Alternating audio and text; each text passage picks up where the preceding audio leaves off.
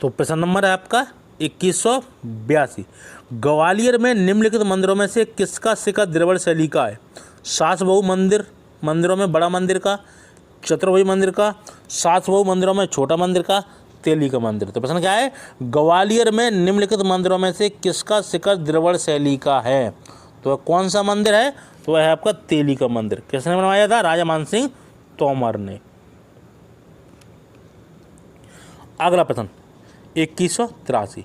विक्रमशिला महाविहार का संस्थापक किसे माना जाता है? हर्ष को, कुमारगुप्त प्रथम को, भास्कर वर्मा को, धर्मपाल को। प्रश्न क्या है? विक्रमशिला महाविहार का संस्थापक किसे माना जाता है? तो किसे माना जाता है? तो माना जाता है धर्मपाल को। तो विक्रमशिला महाविहार का संस्थापक किसे माना जाता है? धर्मपाल को। अगला प्रश्न है आपका 2184। कड़ार कोंड किसकी उपाधि थी? राजेंद्र प्रथम की, राजराज प्रथम की, राजेंद्र द्वितीय की, वीर राजेंद्र प्रथम की। प्रश्न क्या है? कड़ार कोंड किसकी उपाधि थी? तो कड़ार कोंड किसकी उपाधि थी? तो वह उपाधि थी आपकी राजेंद्र प्रथम की। तो कड़ार कोंड किसकी उपाधि थी? राजेंद्र प्रथम की। अगला प्रश्न 2185। राजराज प्रथम के समय नागपत्तनम में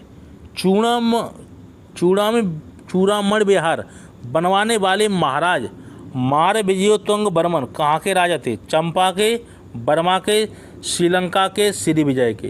तो कहाँ के थे? वे थे आपके श्री विजय के। Option number D. प्रश्न क्या था आपका? राजराज प्रथम के समय नागपत्तनम में चूड़ामण विहार बनवाने वाले महाराज मार विजयोत्तुंग वर्मन कहाँ के राजा थे? तो वो थे आपके श्री विजय के। अगला प्रश्न 2186। जयपाल किस वंश का था? हिंदू शाही वंश का, चंदेल वंश का, प्रतिहार वंश का, परमार वंश का। तो प्रश्न क्या है? जयपाल किस वंश का था? तो जयपाल किस वंश का था? तो वह था हिंदू शाही वंश का। तो जयपाल किस वंश का था? हिंदू शाही वंश का। अगला प्रश्न आपका 2187। निम्नलिखित में से कौन से कथन प्रारंभिक मध्यकालीन भारतीय समाज के बारे में लागू नहीं होता? नंबर 1, शूद्रों के मन में उच्च वर्ण के लोगों के विरुद्ध घृणा और विद्रोह की भावना विद्यमान थी। नंबर बी, वर्ण व्यवस्था सुचारू रूप से कार्य नहीं कर रही थी। सी, विभिन्न व्यवसायों के आधार पर अनेक उपजातियों की उत्पत्ति हुई। डी, ब्राह्मणों ने अपने विशेषाधिकारों को कायम रखा और उनमें उपजातियां उत्पन्न नहीं हुई थी। प्रश्न क्या था? निम्नलिखित में से कौन सा कथन प्रारंभिक मध्यकालीन भारतीय समाज के बारे में लागू नहीं होता? तो कौन सा लागू नहीं होता? वह नहीं होता डी, ब्राह्मणों ने अपने विशेषाधिकारों को कायम रखा और उनमें उपजातियां उत्पन्न नहीं हुई। तो निम्नलिखित में से कौन सा कथन प्रारंभिक मध्यकालीन भारतीय समाज के बारे में लागू नहीं होता? तीन होते हैं, कौन कौन से? शूद्रों के मन में उच्च वर्ण के लोगों के विरुद्ध घृणा और विद्रोह की भावना विद्यमान थी। बी, वर्ण व्यवस्था सुचारू रूप से कार्य नहीं कर रही थी। सी, विभिन्न व्यवसायों के आधार पर अनेक उपजातियों की उत्पत्ति हुई। चौथा नहीं था, क्या नहीं था? ब्राह्मणों ने अपने विशेषाधिकारों को कायम रखा और उनमें उपजातियां उत्पन्न नहीं हुई। अगला प्रश्न 2188। याज्ञवल्क्य स्मृति पर टीका लिखने वाले शिलाहार राजा का नाम क्या था? हेमाद्रि, अपरार्क, मित्रमिश्र, विश्वरूप। प्रश्न क्या है? याज्ञवल्क्य स्मृति पर टीका लिखने वाले शिलाहार राजा का नाम क्या था? तो क्या नाम था? वह था अपरार्क। Option number B. तो याज्ञवल्क्य स्मृति पर टीका लिखने वाले शिलाहार राजा का नाम क्या नाम था? अपरार्क। अगला प्रश्न आपका 2189। निम्नलिखित में से किसने कश्मीर में परिहासपुर नगर बसाया था? हर्ष ने, दिद्दा ने, ललितादित्य ने, प्रतापदित्य ने। प्रश्न क्या है? निम्नलिखित में से किसने कश्मीर में परिहासपुर नगर बसाया था? तो किसने बसाया था? तो ये बसाया था आपका ललितादित्य ने। तो निम्नलिखित में से किसने कश्मीर में परिहासपुर नगर बसाया था? तो ललितादित्य ने बसाया था। अगला प्रश्न 2190। कलहण की राजतरंगिणी में वर्णित अंतिम राजा कौन है? चंद्रापीड, अवंती वर्मन, जय सिंह, विजयादित्य। प्रश्न क्या है? कलहण की राजतरंगिणी में वर्णित अंतिम राजा कौन है? तो अंतिम राजा कौन है? तो वह है आपका जय सिंह, ऑप्शन नंबर सी। तो कल्हण की राजरंगनी में बने अंतिम राजा कौन है? जय सिंह। अगला प्रश्न 21 संख्या, निम्नलिखित में से कौन सी समिति चोल प्रशासन के अंतर्गत व्यापारियों के हितों की रक्षा करती थी? पेरुगुरिम, महासभा, कुरी, नगरम। प्रश्न क्या है? निम्नलिखित में से कौन सी समिति चोल प्रशासन के अंतर्गत व्यापारियों के हितों की रक्षा करती थी? तो कौन सी सभा थी? वह थी आपकी नगरम। तो प्रश्न क्या है? निम्नलिखित में से कौन सी समिति चोल प्रशासन के अंतर्गत व्यापारियों के हितों की रक्षा करती थी? कौन सी करती थी? नगरम समिति। अगला प्रश्न है 2192, निम्नलिखित मंदिरों में से किसका संबंध चोलों से है? एलोरा का कैलाश मंदिर, खजुराहो का कंदरिया महादेव मंदिर, भुवनेश्वर का लिंगनाई मंदिर, तंजौर का बृहदीश्वर मंदिर। तो प्रश्न क्या है? निम्नलिखित मंदिरों में से किसका संबंध चोलों से है? तो किसका संबंध है चोलों से? वह है तंजौर का बृहदीश्वर मंदिर। तो चोलों का संबंध किससे है? तंजौर का बृहदीश्वर मंदिर से। अगला प्रश्न 2193, निम्नलिखित में से किसने मामल्लपुरम नगर की स्थापना की थी? पुलकेशिन द्वितीय ने, नरसिंह वर्मन प्रथम ने, राजेंद्र चोल ने, सुंदर पांडे ने। प्रश्न क्या है? निम्नलिखित में से किसने मामल्लपुरम नगर की स्थापना की थी? तो मामल्लपुरम नगर की स्थापना किसने की थी? वह की थी नरसिंह वर्मन प्रथम ने। तो मामल्लपुरम की नगर की स्थापना किसने की थी? नरसिंह वर्मन प्रथम ने। अगला प्रश्न आपका 2194, वे उत्तर भारतीय राजवंश जिन्होंने राष्ट्रकूटों का मुकाबला किया था वे कौन थे? पाल एवं चंदेल, प्रत्यार एवं परमार, प्रत्यार एवं पाल, चालुक्य एवं चौहान। तो प्रश्न क्या है? वे उत्तर भारतीय राजवंश जिन्होंने राष्ट्रकूटों का मुकाबला किया था, तो वे कौन थे? वे थे प्रत्यार एवं पाल। तो उत्तर भारतीय राजवंश जिन्होंने राष्ट्रकूटों का मुकाबला किया था वे कौन कौन थे? प्रत्यार एवं पाल वंश।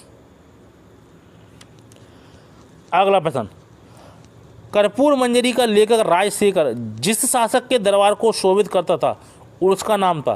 कीर्ति वर्मा, महेंद्र पाल प्रथम, भोज परमार, धर्मपाल। तो प्रश्न आपका क्या है? कर्पूर मंजरी का लेखक राजशेखर जिस शासक के दरबार को सुशोभित करता था उसका नाम क्या था? उसका नाम था महेंद्र पाल प्रथम। क्या नाम था? महेंद्र पाल प्रथम। तो राजशेखर किस किस दरबार का कवि था? महेंद्र पाल प्रथम का।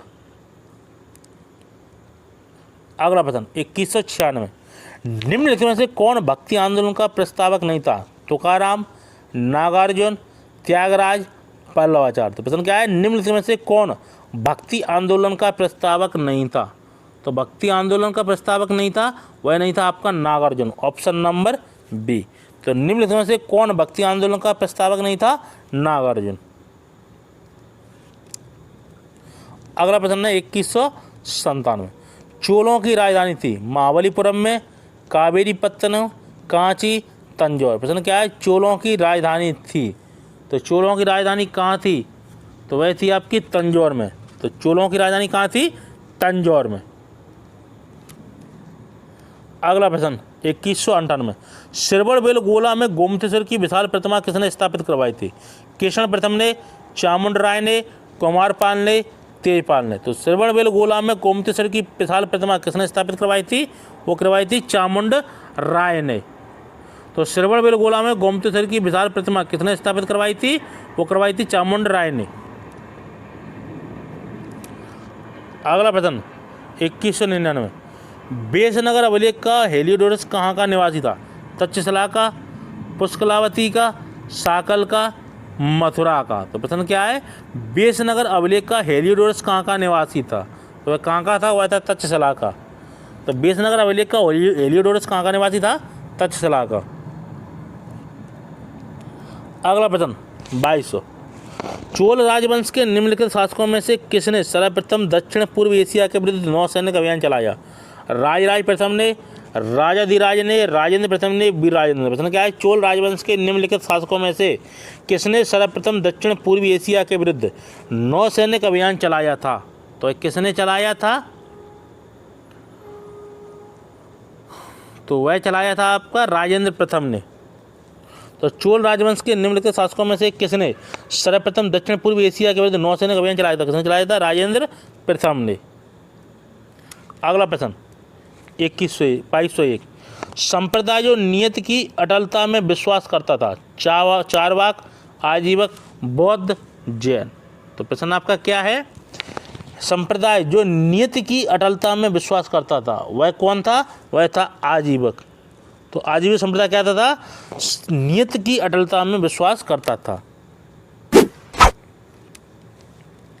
अगला प्रश्न 2202, निम्नलिखित युगमों में से कौन सा एक युग्म सही सुमेलित नहीं है?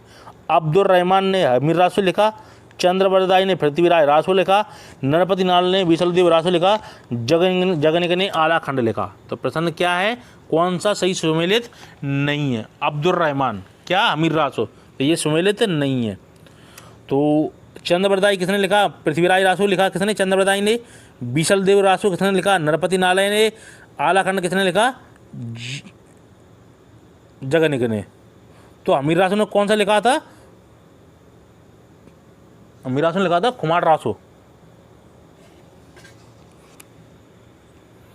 तो चंद्रवरदाई का पृथ्वीराज रासो, नरपति नालय का विशलदेव रासो, जगनिक का आला खंड। तो हमीर रासो कौन सा था? खुमार रासो। अगला प्रश्न, निम्नलिखित में से किस लेखक ने स्वयं को क्या कहा? कालिदास, वाल्मीकि कहा है? भवभूति, कालिदास, राजशेखर, संध्याकर, नंदन। तो प्रश्न क्या है आपका? निम्नलिखित में से किस लेखक ने स्वयं को कालिदास, वाल्मीकि कहा है? किसने कहा है? संध्याकर, नंदन ने। Option number D.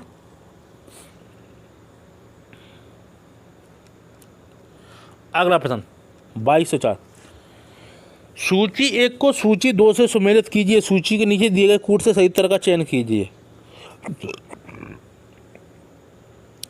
तो रामानुजाचार्य का कौन सा द्वैत था? मध्वाचार्य का कौन सा? निम्बार्काचार्य और बल्लभाचार्य का। तो रामानुजाचार्य ने कौन सा द्वैत दिया था?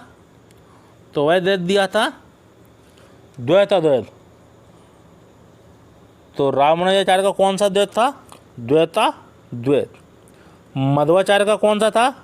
द्वैतवाद, है ना, आत्मा और परमात्मा अलग अलग है। निम्बार्क ने कौन से दिया था? सॉरी मैंने गलत बता दिया आपको। तो रामानुजन ने दिया था विशिष्टाद्वैतवाद 1 का 4। मध्वाचार्य ने कौन सा दिया था? द्वैतवाद, द्वैत। निम्बार्क का कौन सा था? द्वैताद्वैत। और बल्लभाचार्य का कौन सा था? शुद्ध अद्वैत। कन्फ्यूजन हो गया आप सब। तो रामानुज का कौन सा था? रामानुज का था विशिष्टाद्वैत। मध्वाचार्य का कौन सा था? द्वैत। निम्बार्क का कौन सा था? द्वैताद्वैत। बल्लभाचार्य का कौन सा था? शुद्ध अद्वैत। तो ऑप्शन नंबर है आपका बी। 4 3 2 1 उल्टा चलना है आपको, है ना। तो रामानुज का कौन सा है? विशिष्टाद्वैत। मध्वाचार्य का कौन सा है? द्वैत। निम्बार्क का कौन सा है? द्वैताद्वैत। बल्लभाचार्य का कौन सा है? शुद्ध अद्वैत।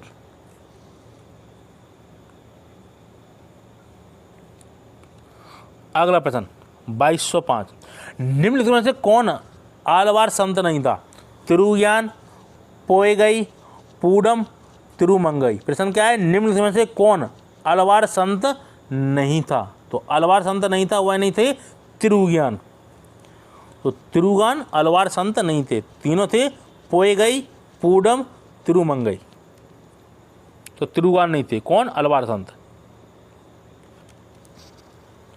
अगला प्रश्न 22, खसरा नामक दस्तावेज से आशय है चकबंदी के एक दस्तावेज का, एक लाइसेंस का, राजस्व संबंधी एक दस्तावेज का, उपर्युक्त में से कोई नहीं। प्रश्न क्या है? खसरा नामक दस्तावेज से आशय है। तो वह क्या आशय है? वह है राजस्व संबंधी एक दस्तावेज का। तो खसरा नामक दस्तावेज से आशय क्या है? राजस्व संबंधी एक दस्तावेज का। अगला प्रश्न 22, विक्रम संवत का प्रारंभ होता है लगभग 78 ईस्वी से, 57 ईसा पूर्व से, 125 ईसा पूर्व से, 319 ईसा पूर्व से। तो प्रश्न आपका क्या है? विक्रम संवत का प्रारंभ होता है लगभग, तो कब से होता है?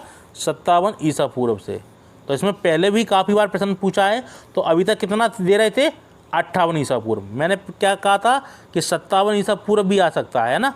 तो 57 ईसा पूर्व, 58 ईसा पूर्व दोनों हो, तो पहले क्या लगाएं? 57 ईसा पूर्व। आज की गणना से अपन देखेंगे तो 57 ईसा पूर्व ही निकलता है। तो इसमें इन्होंने बिल्कुल राइट दिया है। अगला प्रश्न 2208, एफोरा जार होता है लंबा एवं दोनों तरफ हत्तेदार जार, छिद्रयुक्त जार, चित्र दूषित जार, काला और लाल मिट्टी का जार। प्रश्न क्या है? एम्फोरा जार होता है एक, क्या होता है? तो एम्फोरा जार होता है लंबा एवं दोनों तरफ हत्तेदार जार। तो एम्फोरा जार क्या होता है? लंबा एवं दोनों तरफ हत्तेदार जार। अगला प्रश्न 2209, प्राचीन भारतीय कला के बारे में निम्नलिखित में से एक गलत कथन बताएं। इसने विदेशी कला को प्रभावित किया, यह धर्म से प्रभावित थी, इस पर कोई विदेशी प्रभाव नहीं पड़ा, इसने भारतीय नृत्य को प्रभावित किया। प्रश्न क्या था? प्राचीन भारतीय कला के बारे में निम्नलिखित में से एक गलत कथन बताएं। तो गलत कथन कौन सा है? वह है आपका इस पर कोई विदेशी प्रभाव नहीं पड़ा, ऑप्शन नंबर सी। प्रश्न क्या है? प्राचीन भारतीय कला के बारे में निम्नलिखित में से एक गलत कथन बताएं। क्या था? इसने विदेशी कला को प्रभावित किया, सही बात है। यह धर्म से प्रभावित थी, इसने भारतीय नृत्य को प्रभावित किया, इस पर कोई विदेशी प्रभाव नहीं पड़ा, बिल्कुल पड़ा। तो ये आपका सी सही नहीं है। अगला प्रश्न 2210, अद्वैत दर्शन के संस्थापक है रामानुजाचार्य, शंकराचार्य, मध्वाचार्य, महात्मा बुद्ध। तो अद्वैत दर्शन किसने दिया था? वह दिया था शंकराचार्य ने। तो शंकराचार्य ने क्या माना था? आत्मा और परमात्मा क्या है? एक ही है। कौन? आत्मा और परमात्मा, द्वैत है ही नहीं। तो मध्वाचार्य ने द्वैत माना था, यानी कि आत्मा और परमात्मा की अलग शक्ति मानी थी। शंकराचार्य ने क्या कहा था? वो ही आत्मा है, वो ही परमात्मा है, तो यानी एक ही है। तो इसको क्या कहा गया है? अद्वैत, द्वैत है ही नहीं। तो शंकराचार्य का। अगला प्रश्न 2211, निम्नलिखित में से कौन सही सुमेलित नहीं है? गुप्त स्वर्ण एवं रजत, कुषाण स्वर्ण एवं ताम्र, सातवाहन स्वर्ण, कलचुरी स्वर्ण रजत एवं ताम्र। तो कौन सही सुमेलित नहीं है? वह सही नहीं है आपका सातवाहन स्वर्ण, ऑप्शन नंबर सी। तो गुप्त स्वर्ण एवं रजत से सही है, कुषाण स्वर्ण एवं ताम्र सही है, कलचुरी स्वर्ण रजत एवं ताम्र सही है, सातवाहन स्वर्ण ये सही नहीं है। अगला प्रश्न है 2212, निम्नलिखित सभ्यताओं को उत्तर से दक्षिण का सही क्रम कौन सा है? तो वह कौन सा सही क्रम है आपका? तो दिया गया है। तो निम्नलिखित सभ्यताओं का उत्तर से दक्षिण का सही क्रम है। तो उत्तर से दक्षिण, तो सबसे पहले किसका है? एजटेक, फिर माया, फिर मुइस्का, उसके बाद इंका। तो आपका ऑप्शन नंबर है डी। क्या है? निम्नलिखित सभ्यताओं का उत्तर से दक्षिण का सही क्रम कौन सा है? एजटेक, माया, मुइस्का, इंका। तो आपका है डी। अगला प्रश्न 2213, निम्नलिखित में से किस राजवंश में फूफी की पुत्री के साथ विवाह वर्जित नहीं था? राष्ट्रकूट, हाइयई, इच्छावक, विष्णुकुंडन। तो प्रश्न क्या है आपका? निम्नलिखित में किस राजवंश में फूफी की पुत्री के साथ विवाह वर्जित नहीं था? फूफी यानी बुआ की पुत्री के साथ। तो वह थे इक्ष्वाकु। तो निम्नलिखित में से किस राजवंश में फूफी की पुत्री यानी फूफा की पुत्री के साथ विवाह वर्जित नहीं था? तो वो थे इक्ष्वाकु। अगला प्रश्न 2214, अष्टांग हृदय संहिता निम्नलिखित में से किससे संबंध ग्रंथ है? नीति शास्त्र से, खगोल शास्त्र से, योग से, चिकित्सा शास्त्र से। तो प्रश्न आपका क्या है? अष्टांग हृदय संहिता निम्नलिखित में से किससे संबंधित ग्रंथ है? तो किससे है यह? चिकित्सा शास्त्र से, ऑप्शन नंबर डी। तो अष्टांग हृदय संहिता निम्नलिखित में से किससे संबंधित ग्रंथ है? चिकित्सा शास्त्र से। अगला प्रश्न 2215, सूची को सूची 2 से सम्मिलित कीजिए तथा सूचियों के नीचे दिए गए कूट का उपयोग कर सही उत्तर चुनिए। तो ये प्राचीन भारत का आखिरी प्रश्न है। भवभूति को मिलान करना है आपका, कौन का कौन सा है? तो भवभूति का कौन सा है? किरातार जूनियम। शूद्र का कौन सा है? मृच्छकटिकम। दंडी का कौन सा है? दंडी का है 10 कुमार चरितम। और भारावी का कौन सा है? उत्तर रामचरितम। तो भवभूति का कौन सा है? उत्तर रामचरितम। शूद्र का कौन सा है? मृच्छकटिकम। दंडी का कौन सा है? 10 कुमार चरितम या 10 कुमार चरित। और भारावी कौन सा है? उत्तर रामचरितम। तो ऑप्शन नंबर है आपका सी। तो प्राचीन भारत आपका समाप्त होता है। अब आपका नेक्स्ट टॉपिक होगा मध्यकालीन भारत।